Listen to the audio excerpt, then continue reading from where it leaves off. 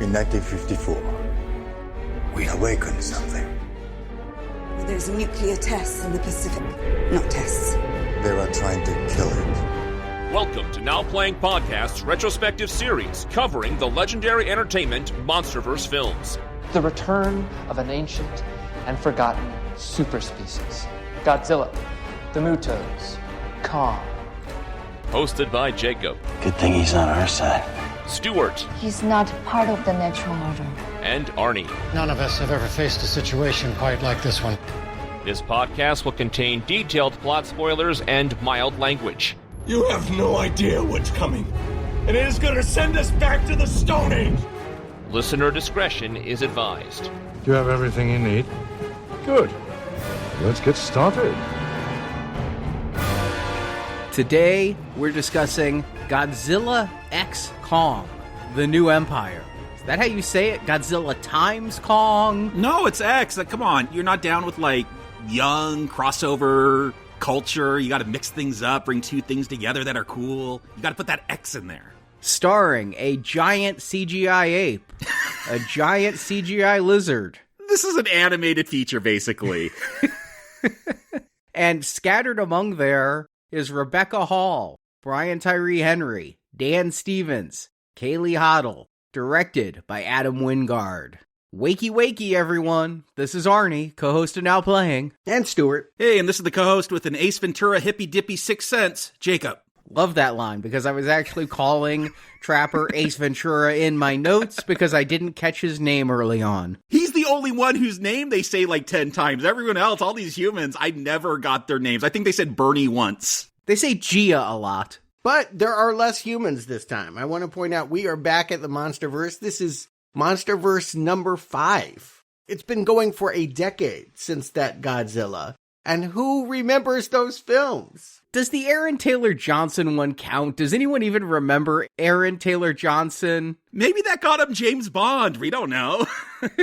I doubt it, but who knows? I went back. I had to. I couldn't remember this MonsterVerse. I couldn't have tied them together. Not that they really do anyway. But yeah, I went back and watched all 5. Not only that, but did you know that Apple Plus has a TV series? If you don't feel like these movies have enough character stories and people running around, there's a whole 10 episodes of Monarch, the series, you can go to as well. I did all of that this week. I've been meaning to watch this. I got a friend that watched it. He really enjoyed it, recommended it, but I haven't seen it. Is it necessary to understand this cartoon of a film? He enjoyed it?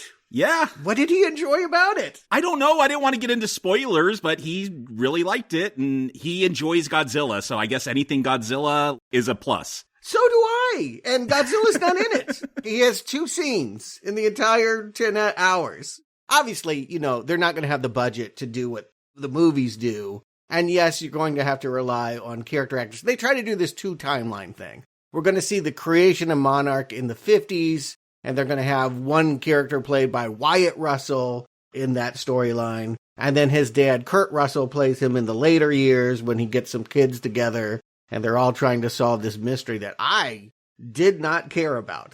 Again, who cares about what the humans are doing in a Godzilla movie? I mean, those early MonsterVerses did. They thought we cared. Well, I think there has been an adjustment, hasn't there? Yes, there has. Yes. And I definitely feel like if you missed the old, Godzilla of 10 years ago, maybe this is fascinating for you. Why do you want to watch a MonsterVerse series without monsters, with stock footage monsters, and one really bad CGI scene of John Goodman? They got him back for 1 week to run from a giant spider that was very unconvincing. You can't do it. This is why we go to the movies. This is still why people go to the movies, is to have that big budget special effects extravaganza that TV cannot replicate week by week. And I said that with the last Godzilla versus Kong, different consonant between their names and that one, because that was during the gray hazy days of COVID when they're like, we'll just push stuff to HBO Max. We know people still don't want to go to the theaters. And I remember watching that. I'm like, man, I wish I saw this on a big screen because, I think that's the way these big monster cartoons should be watched.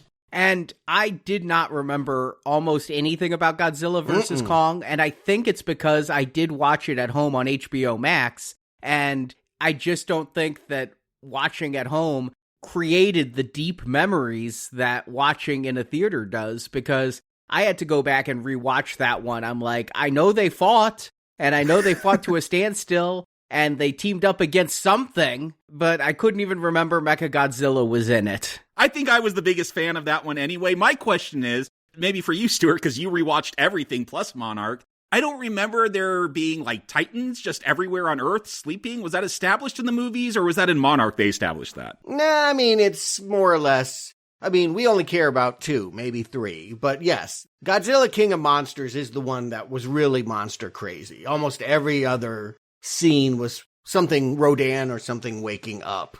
That was the least successful. I want to point out that was the most expensive of the series. It seems to be the least popular. My least favorite of this universe. And it made the least amount of money. They almost stopped after that one. But Kong vs. Godzilla, even though it was during pandemic, ended up internationally doing bigger business.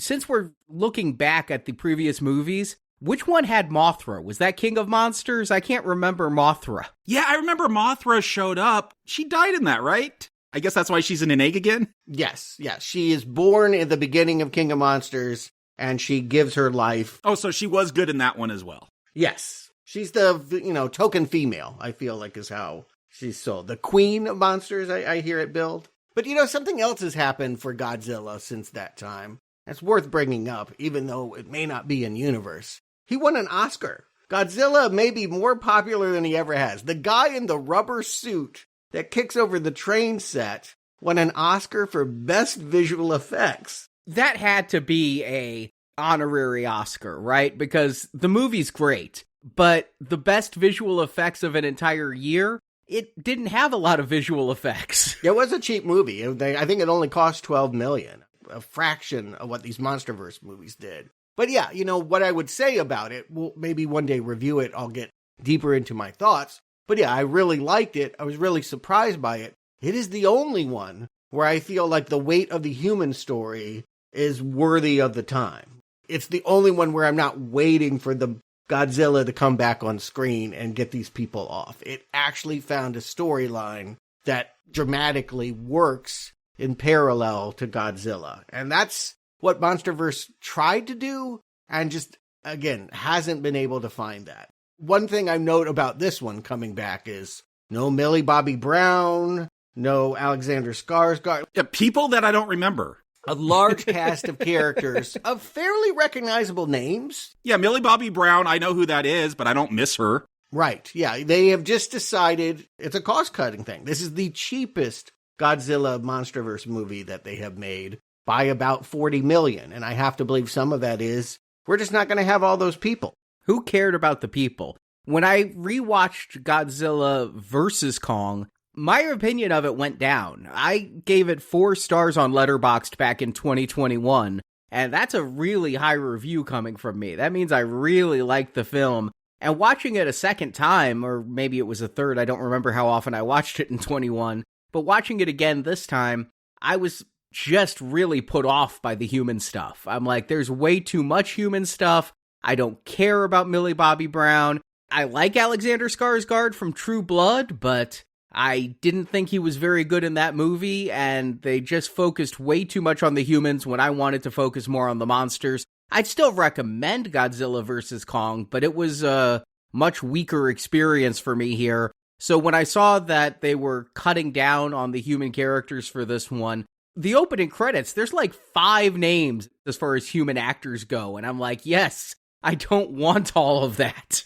Yeah, that seems to be wise. And I'll just go ahead and, since I watched them all over again, there's only one you really need to see. I mean, what's weird about MonsterVerse is it took this Godzilla fan and turned him into a Kong devotee. I only care when Kong is on the screen. I don't like this Godzilla. So, yeah, 3 of these movies are problematic in part because of that lizard. Skull Island is a really solid entertainment and has a good cast of human characters, but the rest of them are all shrugs. I'd agree that my memory is the humans in Skull Island are the only humans I've ever cared about. Yeah, these MonsterVerse films are very, maybe American focused. Like, they're always putting Kong on the forefront. Like, especially this one. This is Godzilla x Kong, and wow, there's very little Godzilla. Yeah, coming in, I thought Godzilla must be the more popular one. He keeps getting top billing. So Godzilla X Kong, I expected a Godzilla movie. When we get to my plot summary, I barely mentioned Godzilla. This is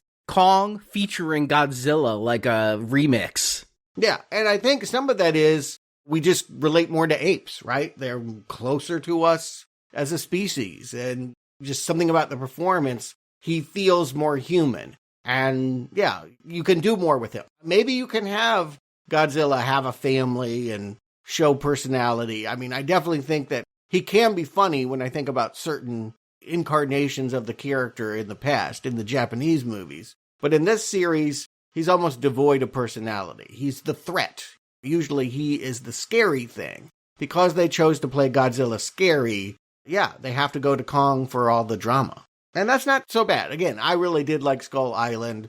I'm happy to see Kong back. I don't know if I would enjoy just a Godzilla movie without him. Yeah, I've come around on this version of Kong. I've said in the past when we reviewed all those Kong films, like I really liked the Peter Jackson one. It brought this weird humanity to this giant ape. And yeah, I think they've finally gotten around to doing that with this one as well. Like you said, Stuart, they made him more relatable to us humans. Yeah, it started with that last movie, having the child that could do sign language with him and all of that. They've retained it. That's the characters that are coming back, this Team Kong. So, yeah, it's called Godzilla X Kong, but it should be Kong ... and a little Godzilla. Yeah, Kong's New Empire featuring Godzilla for 5 minutes. Yes, I definitely think he's a special guest star. Well, you know, as you said, Stuart, Godzilla has an Oscar. He's too big for crossover films anymore. He'll do a cameo, but he's not going to play second fiddle.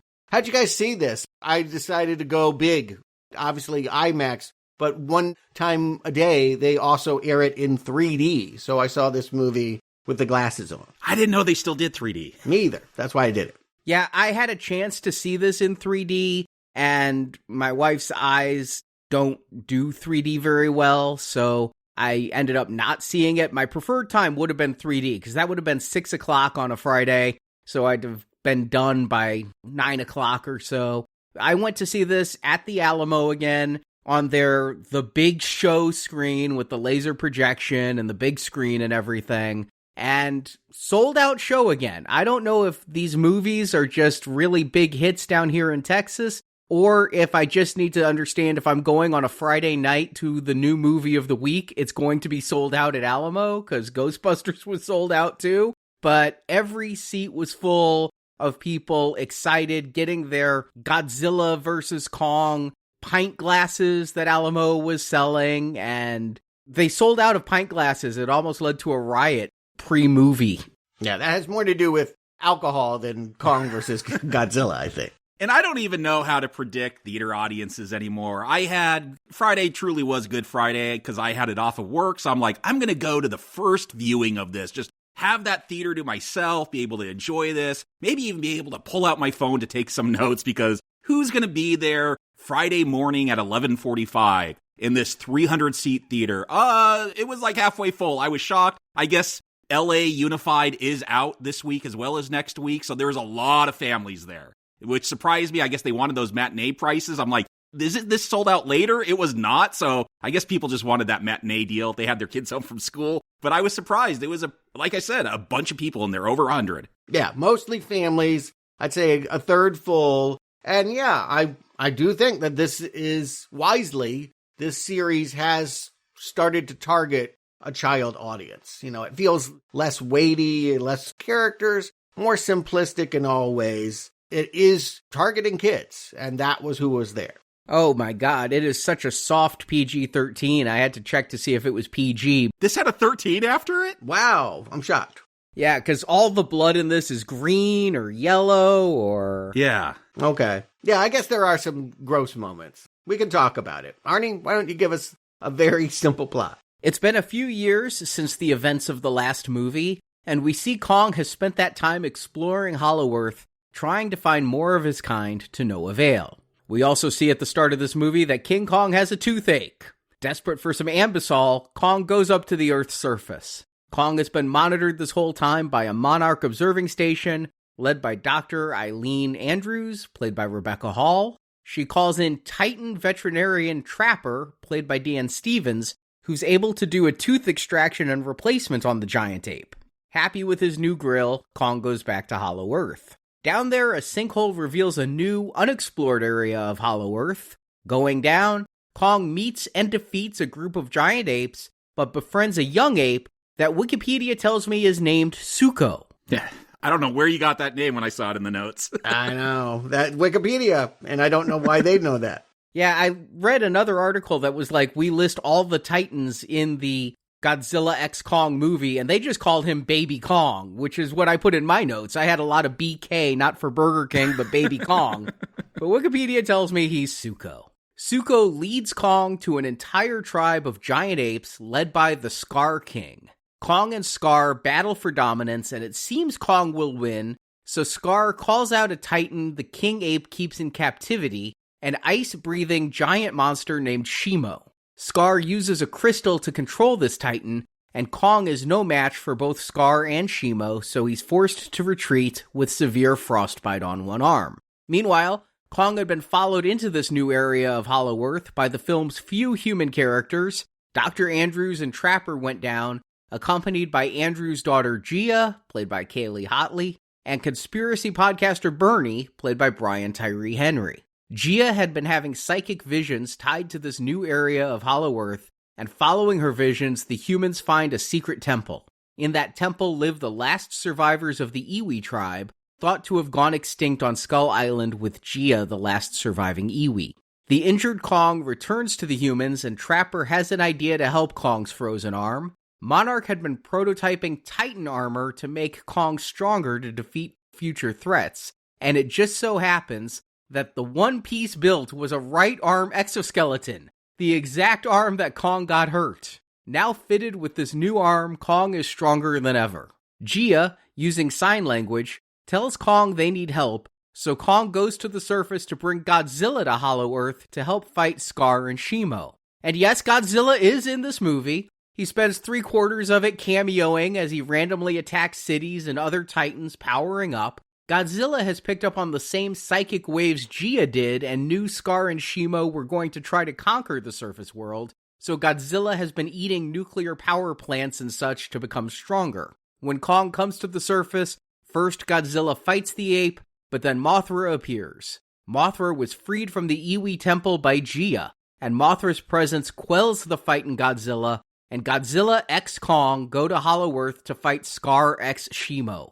There's a big fight underground, and they fall through a portal, and the four titans land in Rio, where the battle continues. Suko arrives in Rio, trying to bring Kong his axe from the last film, and Suko destroys Skar's crystal, freeing Shimo from Skar's control. Together, Godzilla, Kong, and Shimo have no problem defeating the evil giant ape.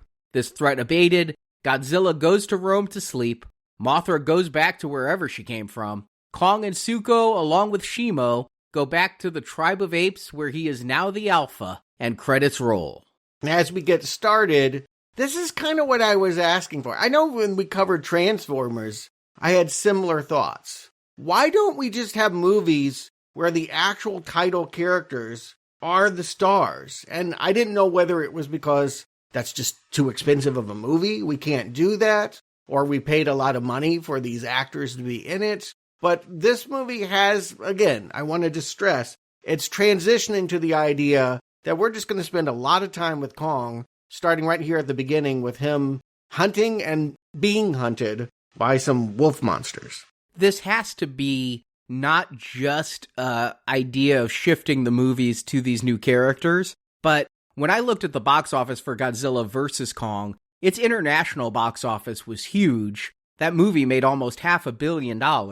And the more wordless you are, the more you don't have to have subtitles to translate for foreign audiences, right? So this is a largely wordless film that is focused on roars, and I gotta think there's some marketing savvy behind that. I went back to a Pixar film, WALL-E, which is a mostly silent film for at least the first act, and that was something that was praised. It's something I thought was really cool about that film, that yeah, let's do this silent era thing where it's about the physical action and communicating things non-verbally, and you're going to get a lot of that in this, and it's something I liked. Again, this is just a monkey cartoon we're basically watching. Yeah, I love his trick. We think he's trapped on the cliff edge, but he really has set a snare. He gets one of these wolves in his hands and just rips it above his head, rips it in half. All this green innards pours on him. And then you realize it's hard to get a meal. This was all just to get a meal. The guy has to then go shower off and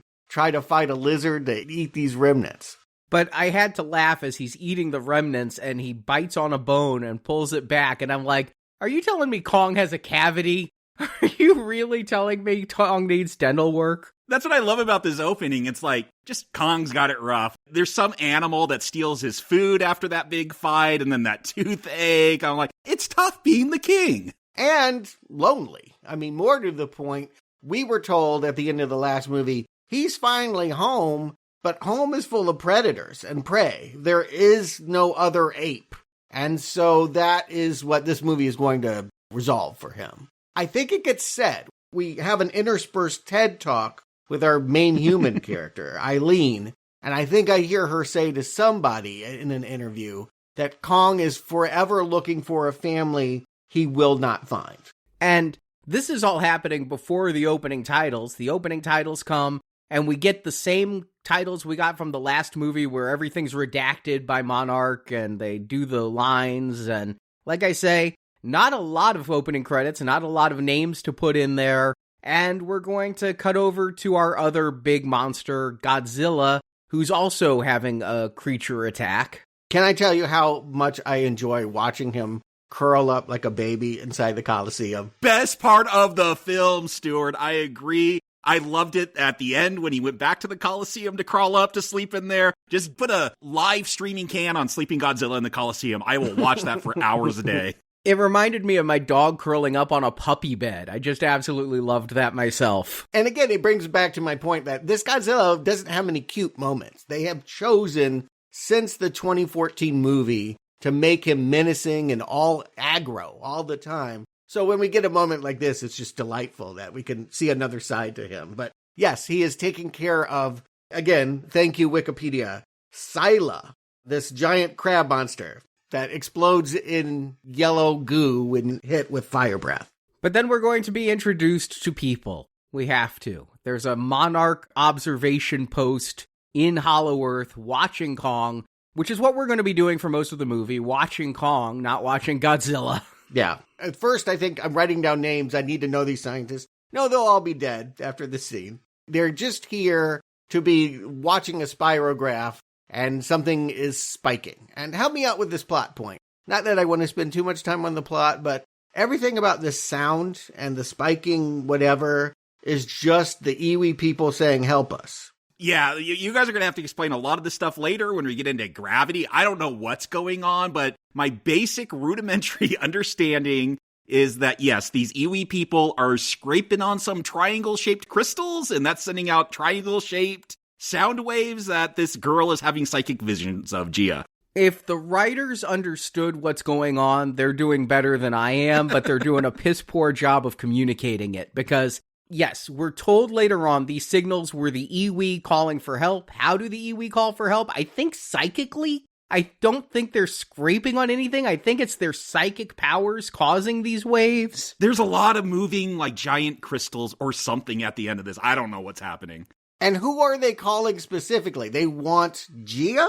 I think they want Godzilla. Yeah, I think they're calling Godzilla because they say, every time these major events from the other films we saw, this signal did go out. So I guess they could see that Titans are getting ready to attack and calling out Godzilla to save them, even though they're safe in Hollow Earth. He is king of monsters still, even though we have King Kong, and that was kind of a draw fight. I think Godzilla, he's had more movies, he's had more impact, I guess, in the series. So I guess you phone him. But I also heard that they need some iwi from Skull Island to resurrect Mothra. Well, I don't want to get ahead of myself, but they're a Mothra cult.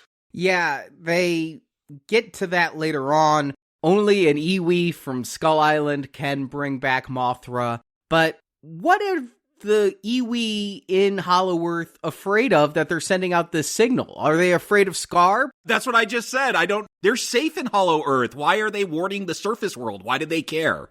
Skar has been down there for millennia. We're going to find hieroglyphics that tell the story of Skar. Yes. And so what is it? The Iwi communicate telepathically, but can they see the future? Can they see that Kong is going to go down where Skar is? And Skar is then going to find his way to the surface? I don't understand anything that comes to the Iwi in this movie. Stuart, you brought up Transformers, and I'm going to say, anytime humans are trying to explain this film, I'm rolling out. I don't understand it. Psychic, weird glowing triangle things. Okay, fine, whatever. I agree. I'll help this movie a little. I think it might be related to the fact that Kong set a trap that opened up the floor. I don't know, or it just sank. For whatever reason, there's a big hole where there wasn't one before, and afterwards I hear the alarm. So maybe their alarms go off anytime this prison barrier gets punctured. That was another thing that doesn't make sense, is like they make a big deal like, oh, we've unearthed this other part of Hollow Earth that we never discovered. But in the voiceover at the beginning, they're like, we've only discovered 5% of Hollowed Earth. That's all we've been able to map. You didn't have to have a secret compartment. Like, there's 95% of Hollow Earth they don't know about. Just have them living in a corner somewhere. Yeah, but we need a reason why Skar hasn't come to the surface. Skar was imprisoned underneath this crust. So inside Hollow Earth is even hollower Earth.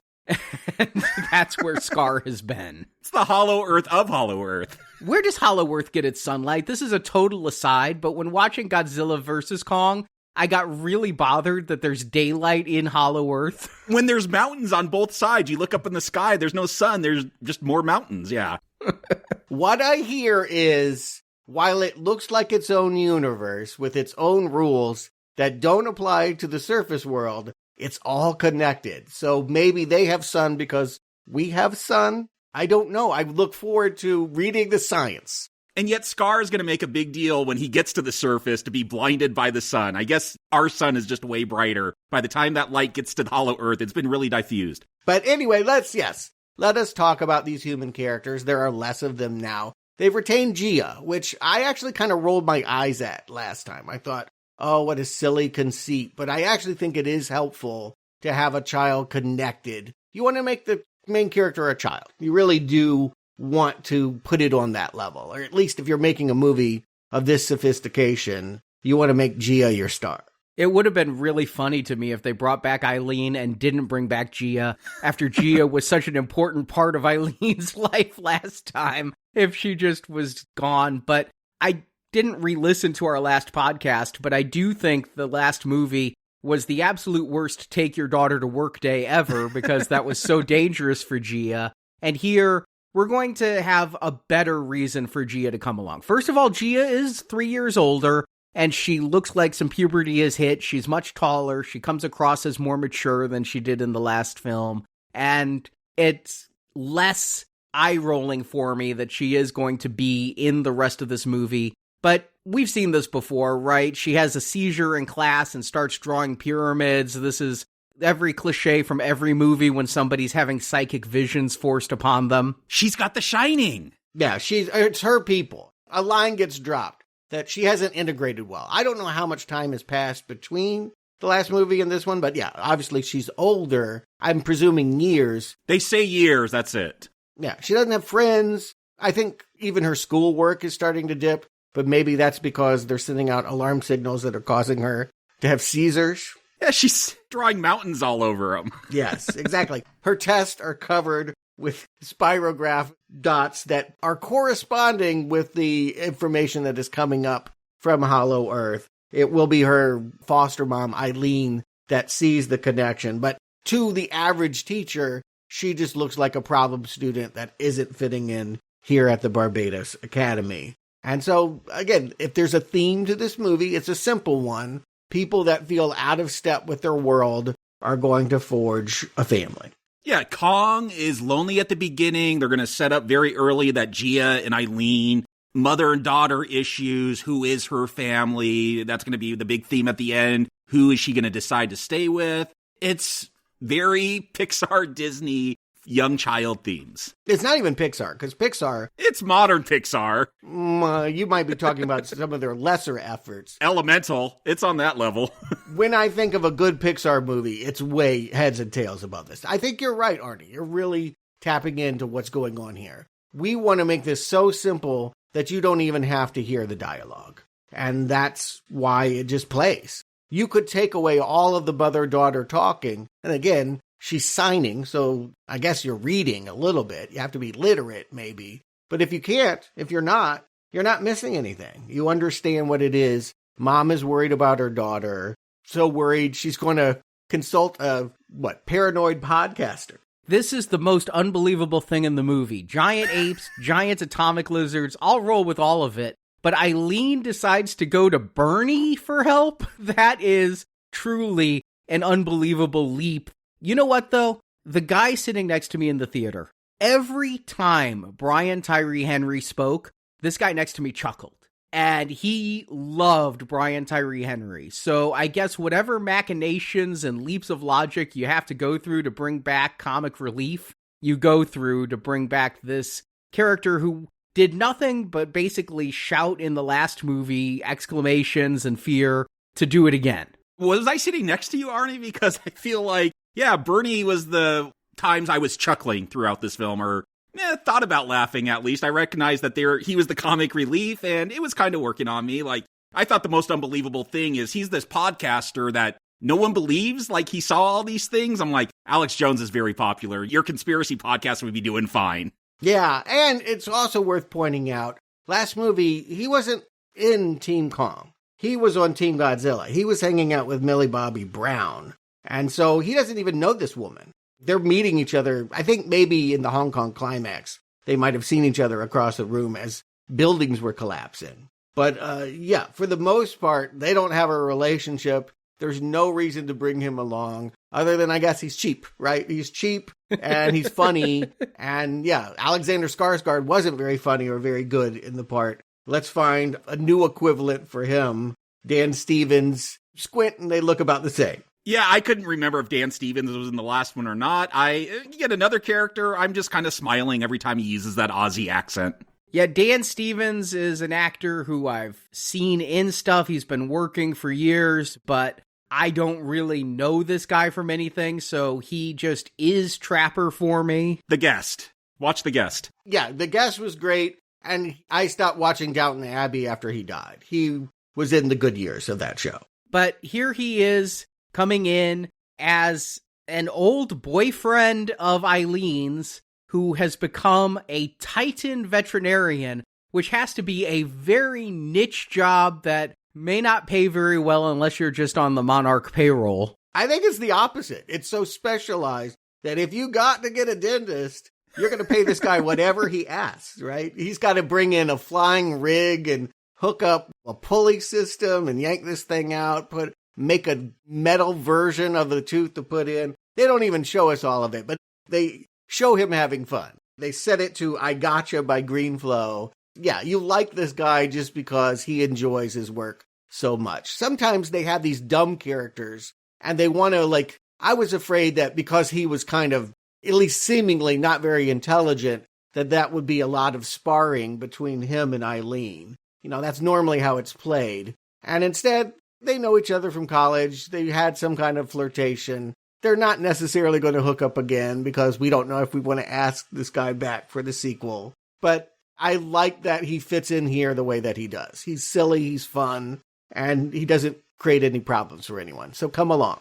And they establish here that if Kong even comes to the surface, Godzilla is going to come for him because Godzilla is just looking for Titans. And I guess there's supposed to be some ticking clock here as they replace this tooth. We got to get Kong back in the hole before Godzilla gets here. He's on the move, but there's no tension to the scene if they're trying to sell that. No, I do like some of the continuity. If you guys noticed, Kong has a whole bunch of scars on his chest, which were inflicted in that last movie.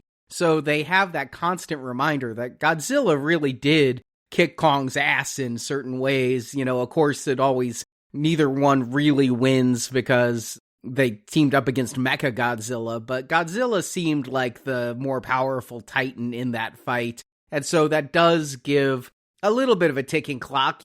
Here, I am silly enough to think from the title, these two are going to team up early on. We're getting to the end of Act 1, and I think Godzilla is going to come because this movie is about the two of them together. Yeah, is that a mistake? It's worth asking, because I definitely think that in all the trailers that I saw, the idea was that they were going to all be augmented and friends, all living in the Hollow Earth. So the idea that Godzilla stays on the surface and is, still a predator of Titans and not hanging out with Kong, they still have a beef, it was a surprise.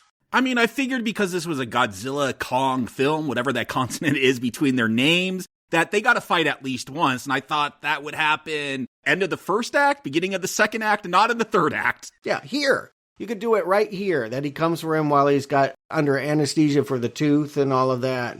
Maybe you make him be the one that knocks the tooth out. I don't know. But you give them a fight early. That seems like Rocky formula. There definitely needed to be more Godzilla action in this film, is one of my final thoughts walking out, is to give Godzilla top billing, especially again coming after Godzilla -1 when there's probably more Godzilla fans than usual, and they're going to walk out very disappointed if you're here for the lizard action. Yeah, it needs to be with Kong, too. I mean, don't give me some nameless crab. Don't have him, go eat a power plant in France. I mean, it just feels like filler. That just tells me you don't have anything for him to do with Kong. But Kong is going to go back.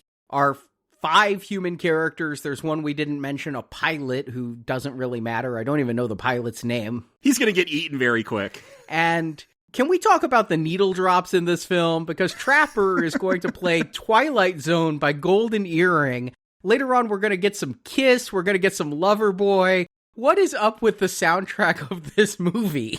It feels kind of Guardians and yet less popular tracks. I kind of appreciate they're a little bit more party rock, 80s, I guess, in vibe. Yeah, but I Was Made for Loving You was Kisco. It was Kiss's disco track. Yeah, that's when they wanted to be disco. It is. They're all like late 70s, early 80s kind of rockin' disco vibe, whereas Guardians tended to be a little bit more bubblegum pop. I'm splitting hairs here. It's the same instinct. We want to have a bouncy soundtrack that's ironic, that shows you while all of this mass destruction is going on, that is fun, that you should be smiling.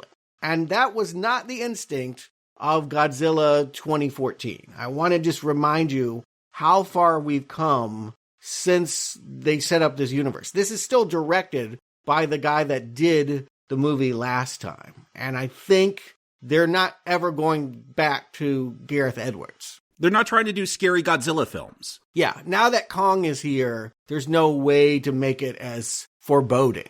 But yeah, McHale is the guy you're talking about. He is just the angry pilot, red shirt, that's here just to give us a little bit of death. They get down there, confirm that the station that gave them the original stats has been crushed by something unknown. There was a big eye, and somehow someone recognized it was an ape eye.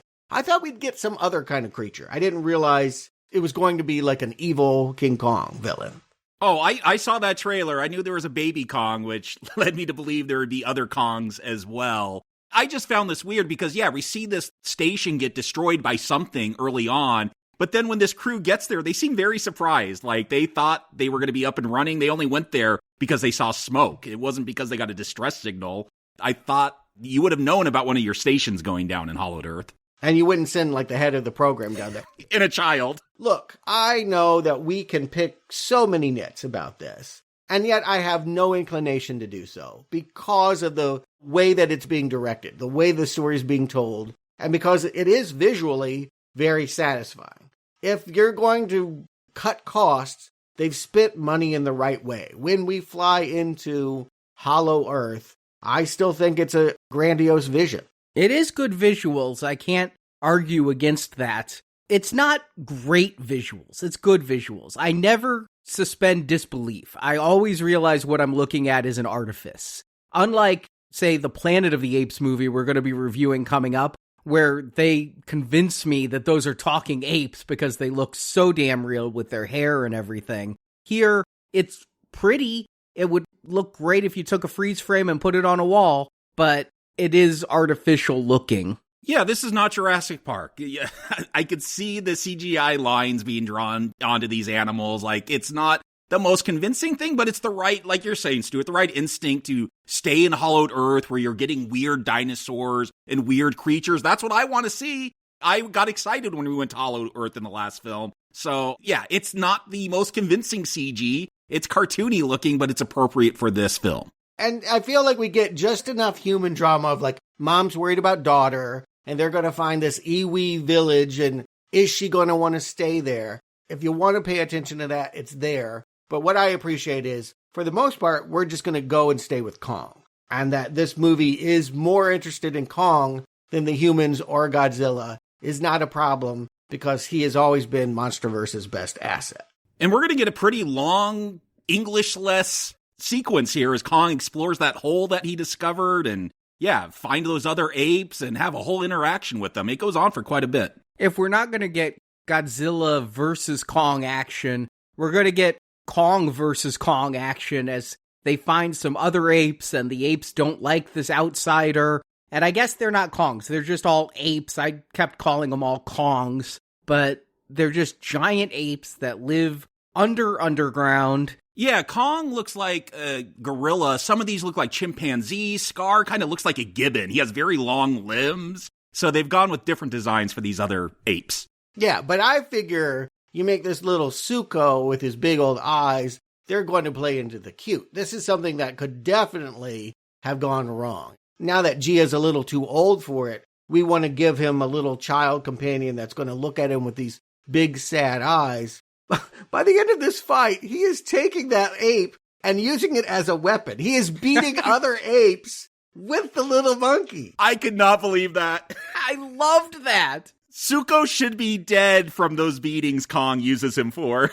Yes, because Suko bites his finger and is fighting against him. He grabs Suko, uses him as a club to club 3 apes, and then tosses him at one of the apes. It's great. Yeah, that's a very satisfying way. In case maybe this is the PG-13-ishness of all of this. In case you thought that this was too kiddie, what I would say is you need to be a child at heart. You need, as an adult, to get into the mindset of a child, but it is not so juvenile that you feel like you're watching Teletubbies or something cutesy. They haven't taken away. Kong is a fierce fighter. I mean, when he's pounding on his chest and gnashing his teeth, it is still very intimidating. They still try to make him a good guy. He kicks one of these apes off a cliff and grabs his hand and is like, look, we can be friends. I'll pull you back up. And the ape whose life he saved grabs a rock blade, tries to stab Kong, and Kong's like, all right, if you're going to be like that, screw you, kicks him off the cliff. And when we see Skar emerge and, like, finally appear, he's going to kick another ape into the hot lava because they just got hot lava around him, because that's an awesome thing to have around you in your lair. But that's like Suko's either mom or dad, right? Like, Suko seems to get very upset by that. I don't know who that ape was, but that was my reading based on the response. That's why Suko's going to turn on Skar.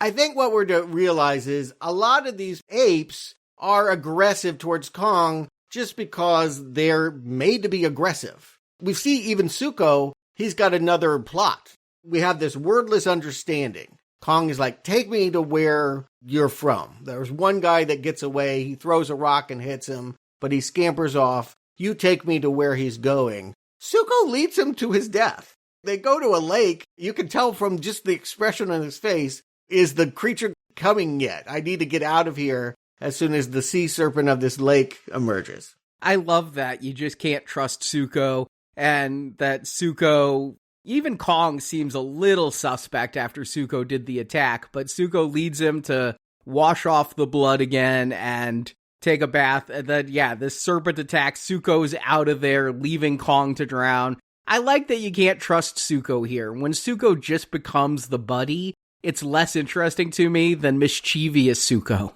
But you understand it, because once we do get to that quarry you're talking about, these people have been made to be aggressive. They wouldn't normally be, but yeah, they're not allowed to be in loving parental relationships. Yeah, some relation, mom, dad, brother, something of Suko is made to be moving big, heavy rocks and is not allowed to nurture him. And, theme of the movie, you want to have that connection.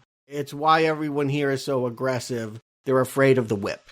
Yeah, you see it when Skar comes out, and I gotta say, like, a whip made from, like, a giant snake spine? Awesome. That's what I'm coming to this film for. But when he comes out, we'll see him inspect that fake tooth in Kong. And again, it's just another nice little simple signal. Oh, you're something different. Maybe you have another family. One of the themes, again, which side are you gonna go with? Nurture or nature? And it's a nice little moment where Skar's like, oh, you're different from us. I don't think they understand it's from humans, but they know it's artificial. Yeah, no, I like the tooth bit because it'll come back at the end. But right here, it's a reason to ridicule Kong. You don't have all your teeth. And yeah, you look foolish. And yeah, we can take you. And if I can't beat you, I've got something behind the lava that can. Which is, of course, cheating. I was thinking about the first Black Panther film when all the apes get together and start chanting, and it's Skar versus Kong in there. That reminded me of the Black Panther fight against M'Baku to see who was going to be the ruler of Wakanda. And I was like, okay, this is an honorable fight. But when Skar starts to lose, at the end of that whip, there's this crystal that is basically a remote control. He can control the ice giant's exact actions. With pain somehow. That's what we're told. He controls him with pain. Sure. It may or may not be connected to the quartz. When we cut back, the scene is interspersed with the human characters. They've actually met an Iwi queen who is, don't do it in dialogue, pour some paint in a cup that overflows and it'll fill up pictures in the floor, and we'll see in pictograms what's all happening here. We understand the story of how Godzilla, also known as the monster that ate the star, imprisoned these apes in this underground. I appreciate that we're going to get some hieroglyphics, make it very simple. I don't understand, like, all the Goonies booby trap. Like, yeah, we're going to figure out to push this button to fill up this water, which is going to lead us to this, I don't know, hidden camouflaged gate to the Iwi village that we got to climb through. Like, just find it. Like, just get there. Like, yeah, this is almost 2 hours, and I don't need my cartoons to be this long.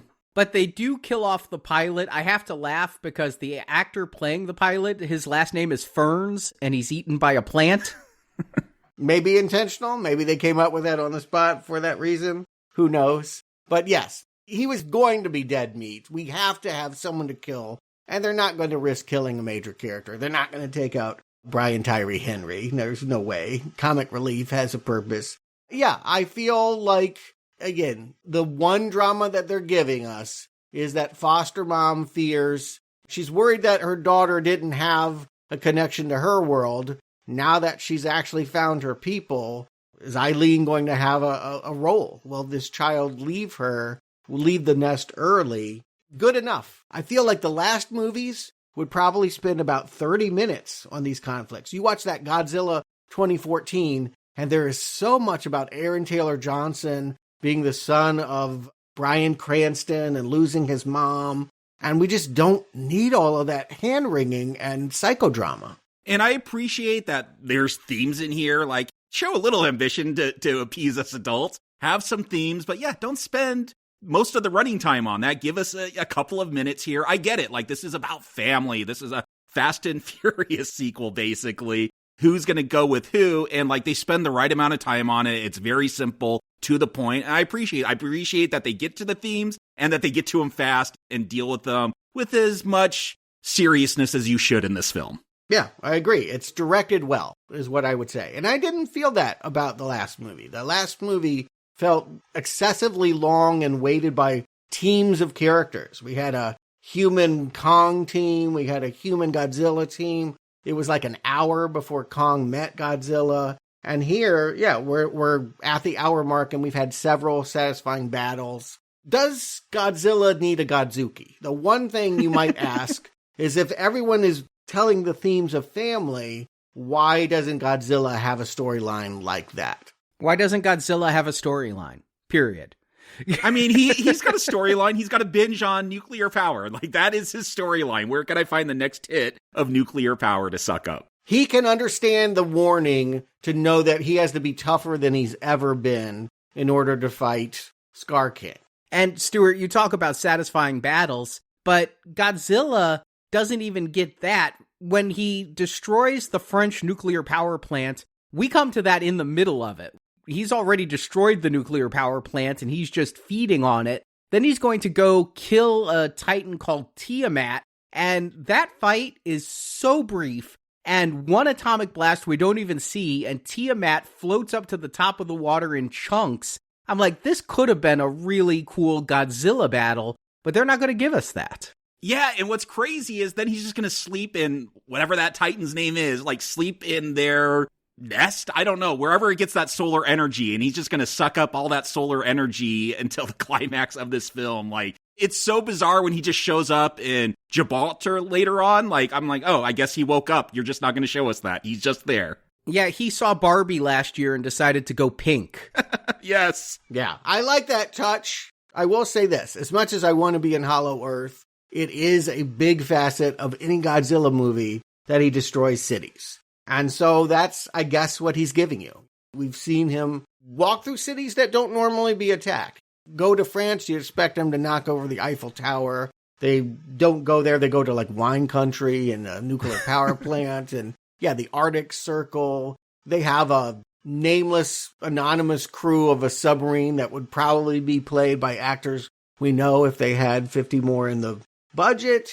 And instead, yeah, it's just enough to keep Godzilla in your frame of reference. You know what he's doing, even though it doesn't feel like he's helping the main storyline very much. What I like about when we cut away to Godzilla is I feel like in Hollowed Earth, and yes, we'll get some comparisons with giant apes next to little humans, but I feel like most of the Hollowed Earth stuff, I lose a sense of scale with these Titans. So it's always nice to cut back to Godzilla every once in a while. I'm like, okay, these are giant, scary monsters and not just a bunch of Planet of the apes hanging out in a cave. Yeah, when Godzilla's destroying Rome, he's not even trying to destroy Rome. He's just walking through Rome, and that's enough to destroy it. And you have to wonder how humans have just come to accept this, and why Godzilla always goes to tourist destinations. With the exception of France, he's always going to places you want to see. He's never going to, like, Montana. You got to get that monster insurance that Bernie's selling on his podcast. I thought that was a funny little detail. Get your Godzilla insurance. But you talked about the humans on the submarine, Stuart, and I had to wonder when I was watching this, was I missing something because I didn't watch Monarch? Is there any crossover with Monarch here or any characters? Not at all. Like this Titan isn't a big monster that they spent an episode on or something? No. It wouldn't matter if it did, though, right? Even if it did, so what? There's a connection. Is there a real emotional connection? No. That show is basically Agents of S.H.I.E.L.D. pretending that the superhero battles are happening just off screen. It was largely referencing the 2014 movie, is what that show largely was connected to. They'd cut back and see Godzilla attacking San Francisco. Everything was about that battle. But yes, this is new territory, and I don't think the writers here had any involvement on the Monarch show. So Kong gets away with the help of Zuko. He retreats from the Shimo fight, damaged. He got his arm frostbit. Those that saw the trailer know exactly what he's going to do. You thought it was Transformers, you said. I did. I thought that was Bumblebee every time I saw the trailer. It was like Beast Wars 2. I was afraid they were going to do too much of it. Honestly, I imagined him like in a whole suit of armor and firing lasers, and Godzilla would, like fly into space in a rocket. You could go that way, and maybe they will. Maybe the solution, the toyetic idea, is to give them more and more tech. But here, I think it's just enough that he has a frostbit hand, and they have a means. The dentist, for whatever reason, knows how to attach the metal hand. Yeah, I do love Trapper, and I think he helps sell a lot of the silliness of this film. The fact that he just looks at Kong and he's like, yeah, he's got frostbite on that arm. I'm like, maybe vets don't have the same standards to diagnose things, but then, yeah, he's just gonna go to an armory and fly this arm out. Like, he's a pilot, he's a vet, he's just a cool Australian guy, and put that arm on, or that hand, that metal gauntlet onto Kong. What do you mean he just looks at it? The dude has a tricorder. I don't understand, in all of this fake tech, what pulls me out of it is he has a device that he just points at Kong and is like, oh no, it's frostbite. One would think that they'd have to amputate, but again, that would be too scary for kids. Yeah, you don't do Luke Skywalker here with a robot hand. Right. You could go that way, and I feel like there probably would have been directors that would have had that impulse to be a little bit more gross. I feel like this movie has been kind of gross sometimes. Again, the fights don't pull punches. I feel like kids are going to be frightened watching these monsters fight, but it doesn't have any long-term consequences. If the fight ended with King Kong having his hand cut off, that would probably be too much. The fact that they can just slap on a power glove and he's punching away is the right choice for this age demographic they're targeting. Not just that, but you don't want future movies in the franchise to have one-armed Kong. Why not? I think it would just take away from the character too much. He's going to become Mecha Kong throughout the series. Yeah. Again, I feared this was the movie that would do that, actually. But I figure if they make more, they're going to have to come up with something, right? I don't know. They're Titans. They live forever. I'm just saying he'll have more devices. I hope not. I think, as you called it, the power glove is just enough. I don't want him to become James Bond with an explosive pen. Yeah, I'm just waiting for him to go to space. You know, the Monster X from space. I know it's coming. But yes, they've destroyed everything, including Cairo. We do have the idea that we need Godzilla here. That it is not enough to have Kong with a metal hand. So he is going to lure the lizard down. Yeah, it's been, I guess, established, at least this is my reading from the film, is that there's only one portal to the surface in mainland Hollowed Earth, but in this special section, there's all these portals, we'll see. So they could go to different areas and get back to the surface. No, there's more portals even in main Hollow Earth, because I was thinking about this. In the last movie, remember they had to go to like Antarctica to get to Hollow Earth, and they had all of that. But in this one, there's an access point in Barbados. And so it's like there's definitely multiple ways to get down there. I don't know why they had to go to Antarctica last time unless they just found these after getting to Hollow Earth. But yeah, this one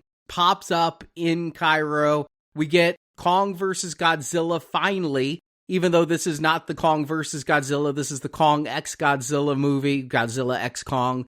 And I hope you saw the pyramids, because they're going to be destroyed after this. I was wondering, do they fight here? Because those pyramids look like the pyramid radio waves. Like, I was trying to draw connections, but I don't think there's connections to be drawn.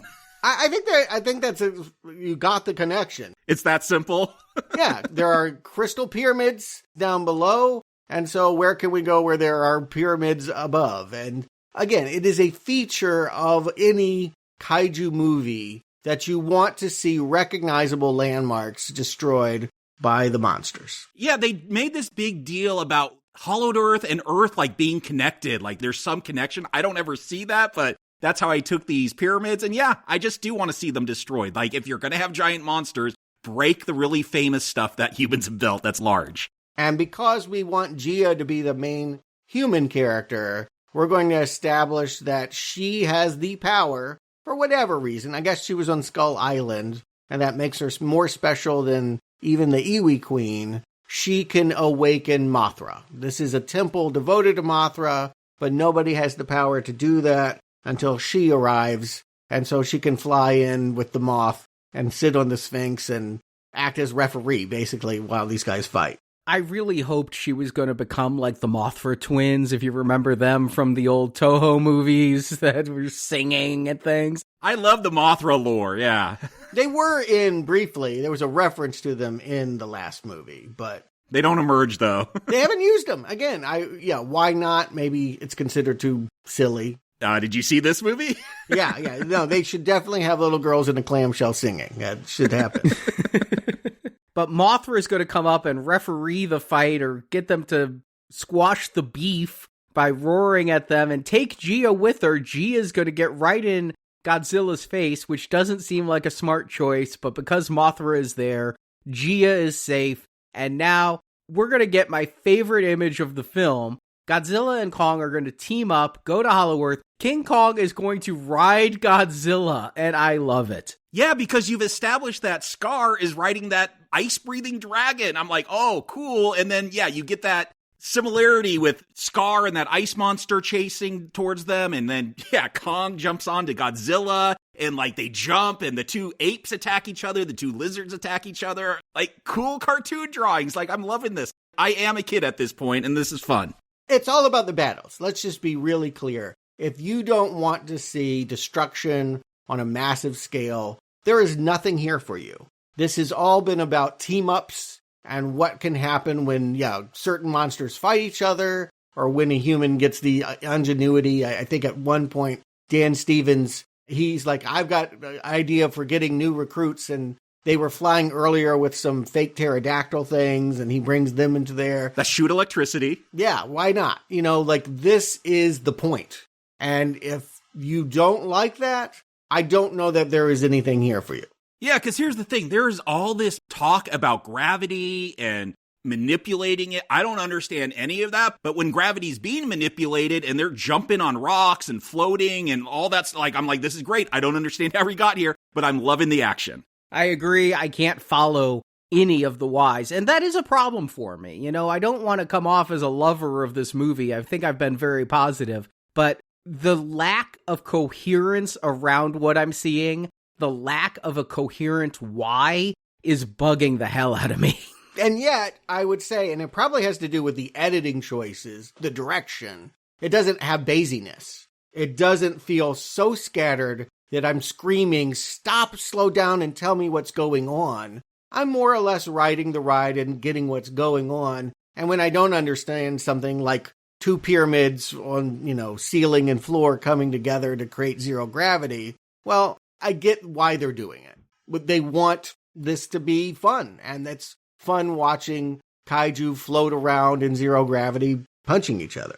I also want more Mothra. We're told by the humans that Mothra is going to guard the portals while the other animals fight, but Mothra gets one moment here. The humans get in their hovercraft ship and try to fly, and with the zero gravity, they almost crash, and Mothra is the smartest and most human-loving kaiju ever, because she's going to grab that hovercraft and make sure it's gently put down right side up on a cliff, but I would have liked a bit more Mothra in this fight. Who likes Mothra? I love Mothra. Go back, watch that original Mothra film. I'm kind of with you, Arnie, because I just have a personal preference for that kaiju, but yeah, they don't do a whole lot with her, so I'm happy that she shows up.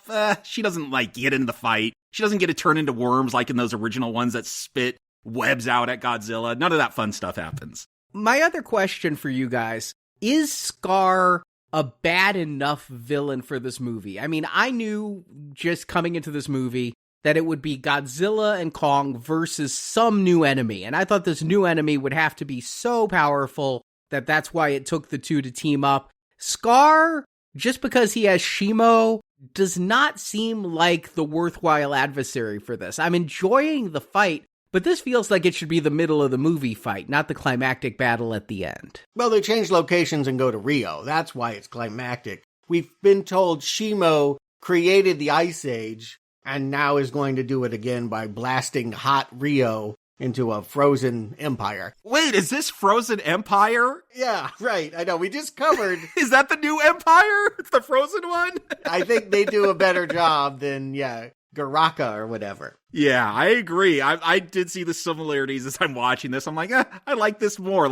Fewer humans, fewer just characters. And yeah, I love when we get to Rio. I guess, I don't know, you can't knock down the Jesus statue. I thought that was going to happen for sure. But yeah, you're going to get this fight, and I'm glad when we get to the cities. Because again, in Hollowed Earth, it's hard to really get their scale. When you get to human cities, I'm Suko is actually very large, even for a baby ape.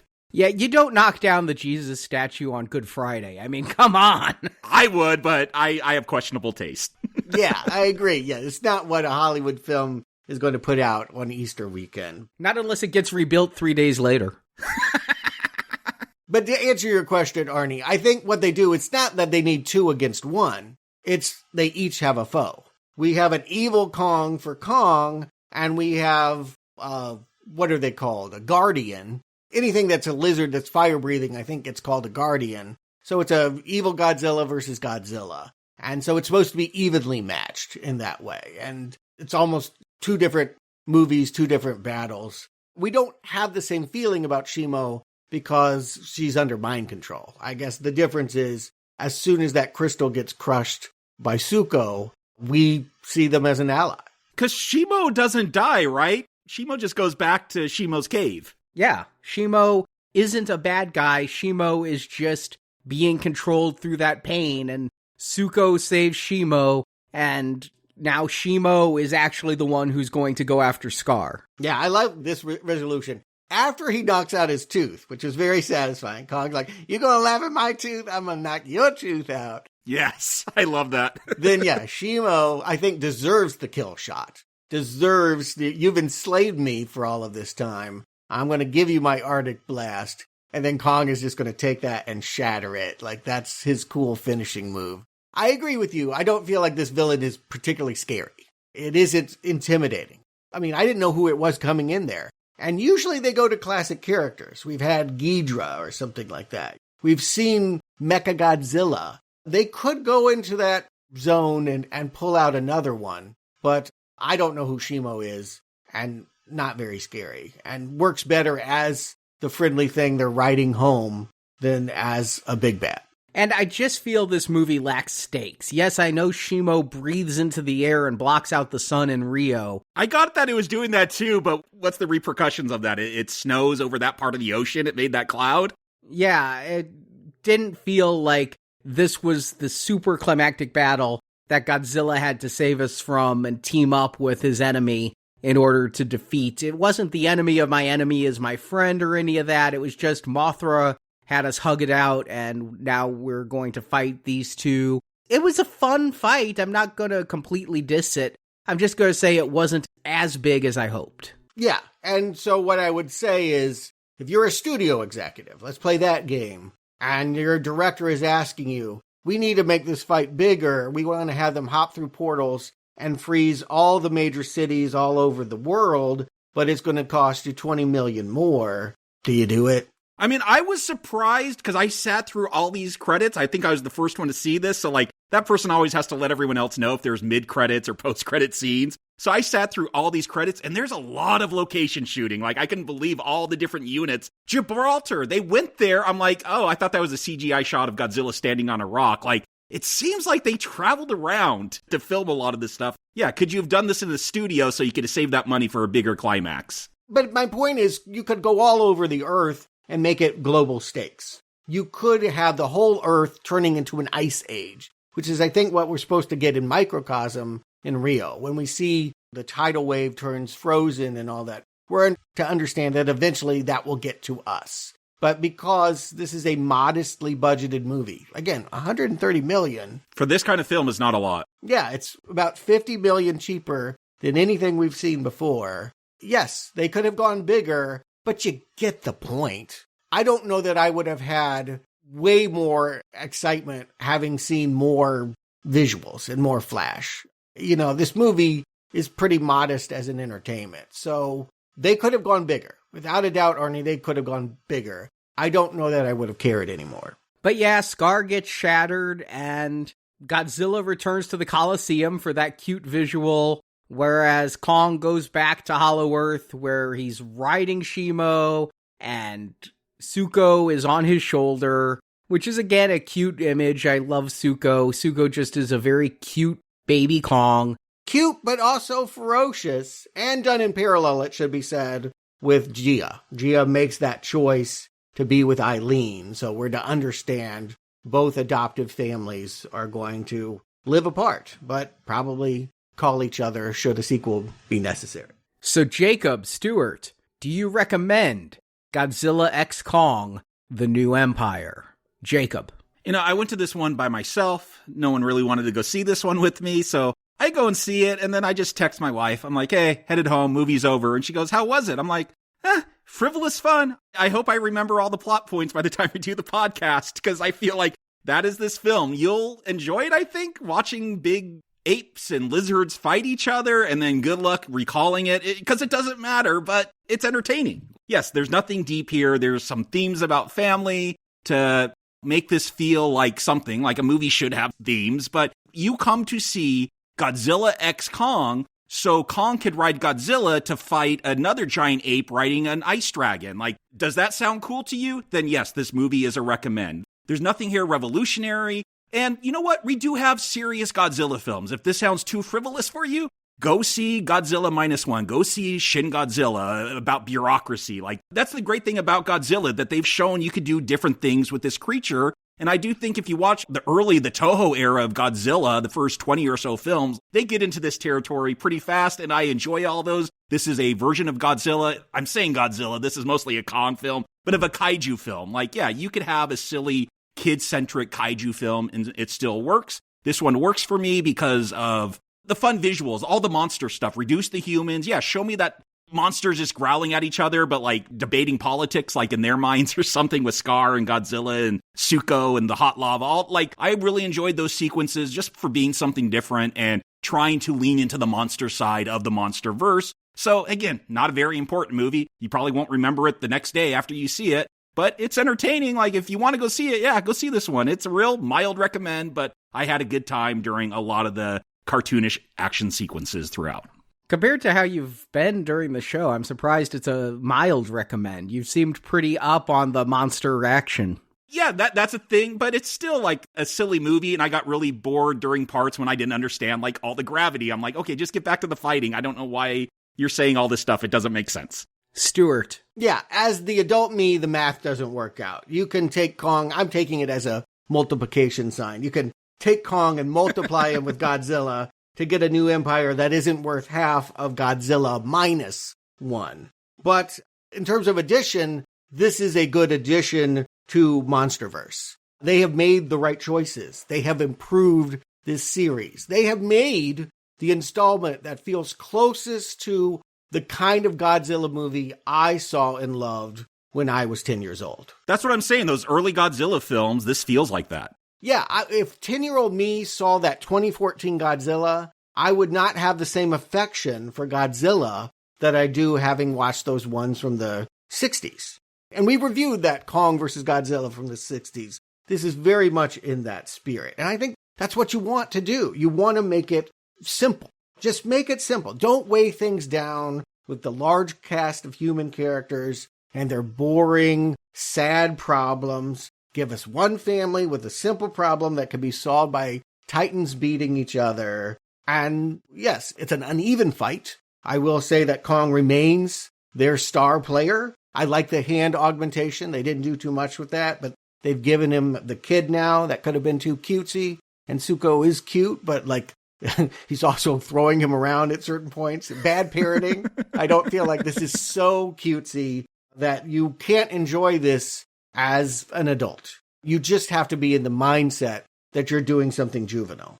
They could work on Godzilla. Again, I will repeat, if they just went back and made a Godzilla-centric film, I don't think I'd recommend it. Those are the problematic movies in the MonsterVerse. He's overpowered and he's impersonal. But when he curls up in the Coliseum, I love it. Go in that direction next time, and you could fix this. Mothra, I didn't think anybody cared, so like a non-factor here. But it's a movie of simple pleasures and big explosions, just as it should be. And everything that I could nitpick, I have no inclination to do so. I'm just going to say, if you liked the recent Meg film, it reminded me a lot of that.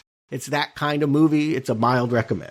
And I'm really ambivalent about this film, and I'd like to talk to Arnie in 2027 and say whenever they come out with the next Godzilla vs. Kong film, you don't need to go back and rewatch this one. This one does not have vital plot points that you're going to need in order to understand the next film. This film is inconsequential. I think Godzilla vs. Kong, it set up Hollow Earth, it set up a number of other things that were important to understand this film. I wouldn't necessarily want to go into this film without knowing what Hollow Earth is from the last one and all of that. And that's how I feel about this film. I'm not going to remember this film in 2027 is why I have to tell myself that. This is a completely inconsequential film, but I think it's part of the definition of popcorn entertainment. I had popcorn during this film, and the popcorn doesn't stay with you. This film doesn't stay with you. But yeah, I enjoyed watching monsters beat each other with good CGI. I enjoyed that they didn't spend much time on the humans because I didn't care. Every time you went back to talk about Jira, Stuart, in this podcast, I'm like, oh yeah, there are humans in this film. I keep forgetting that. And I think that is the right instinct, is to focus on the monsters. Like you guys, it's a weak recommend. I had to really think about whether I was recommending it because it is such an inconsequential film. And I had an okay time. I didn't jump up in my seat. In the end, I was like, yeah, it was an entertaining enough movie, but if you don't want to see a bunch of CGI monsters punch each other, skip it. But I enjoyed it enough to say weak recommend. The problem is it comes on the heels of Godzilla -1, which I saw twice in theaters. I really like that film, so I know how good a really good Godzilla movie can be.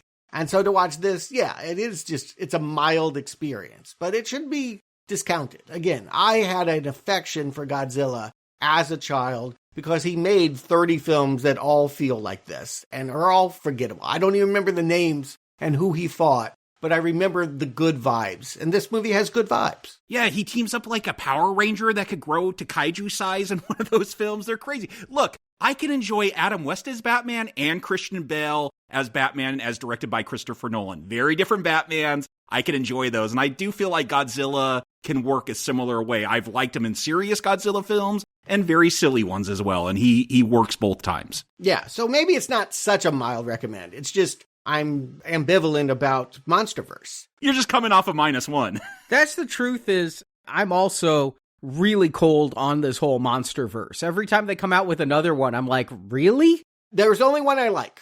There's only one I genuinely like, and it's Skull Island. That is the good one. That one I would watch at any time, and I just enjoy almost every scene and every character in it. And then this one is too. This one is a good, affable time. The rest of them, probably Godzilla 2014, then King of Monsters, then that last Godzilla vs. Kong. I really didn't like that one, except for the boat fight. You've recommended it. I barely. Go listen to the review. I said, I recommend it, now let's never talk about it again. And Monarch is a don't bother. I agree with Skull Island. I would actually go Godzilla v. Kong for my number 2, and then this for my number 3, 2014. And then, yeah, my not recommend for King of the Monsters. Not a king of a film. And I don't even remember this franchise well enough to rank them again without having rewatched all of them. And I just didn't feel like doing that because I'm not a huge fan of this series. But I've enjoyed them well enough. My memory is really not liking that Godzilla 2014. My memory is that one left me the coldest because it just, those Mutos didn't have any name recognition and didn't mean anything to me.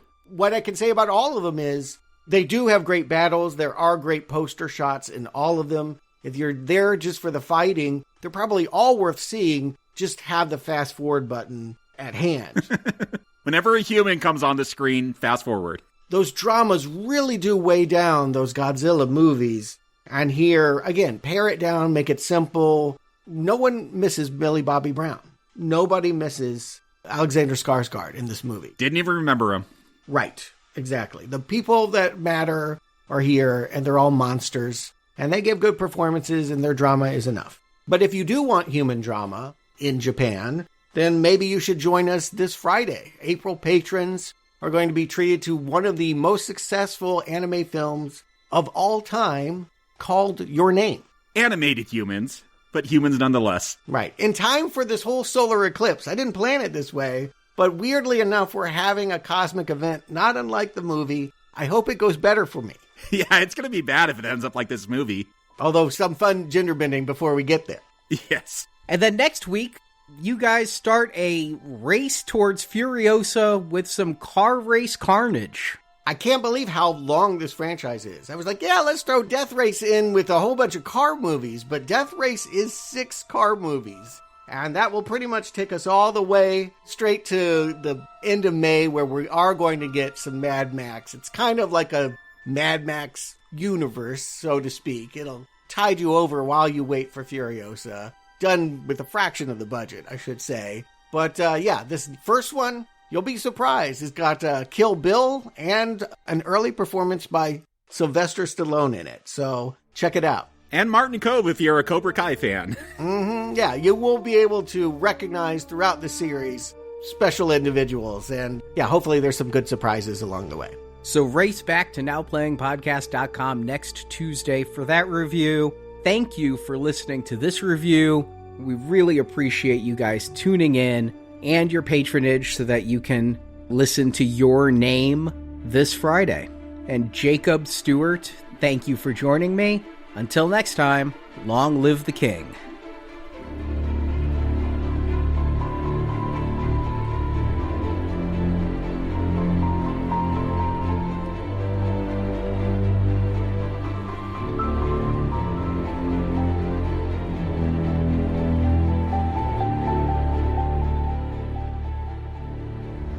This alpha predator of yours, Doctor. Do you really think he has a chance? The arrogance of man is thinking nature is in our control, and not the other way around.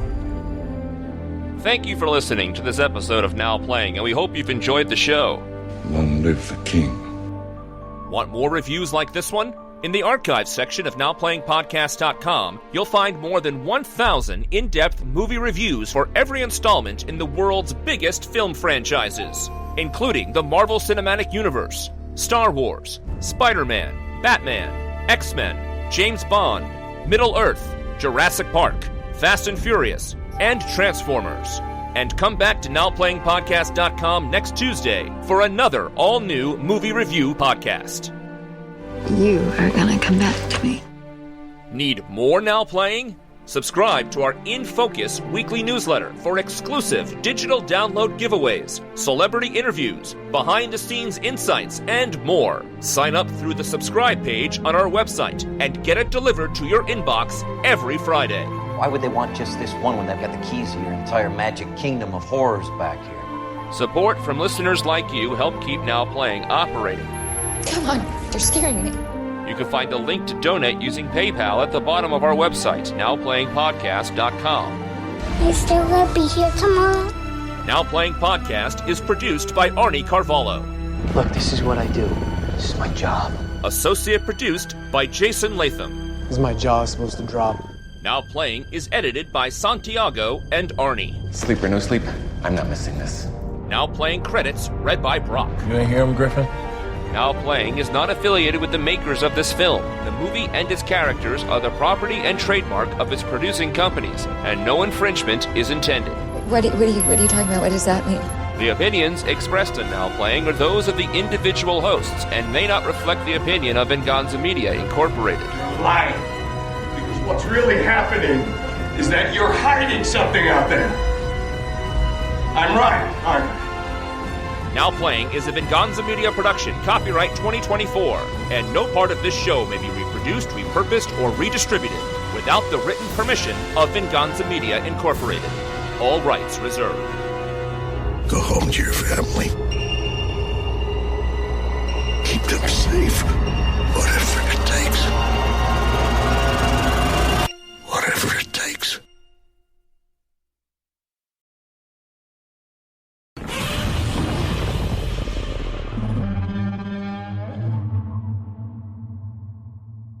You guys start a race towards Furiosa with some car race carnage. I can't believe how long this franchise is. I was like, yeah, let's throw Death Wish. God damn it, I keep saying Death Wish. I know, we kept doing that. Let's throw Death Race in with a whole bunch of car movies.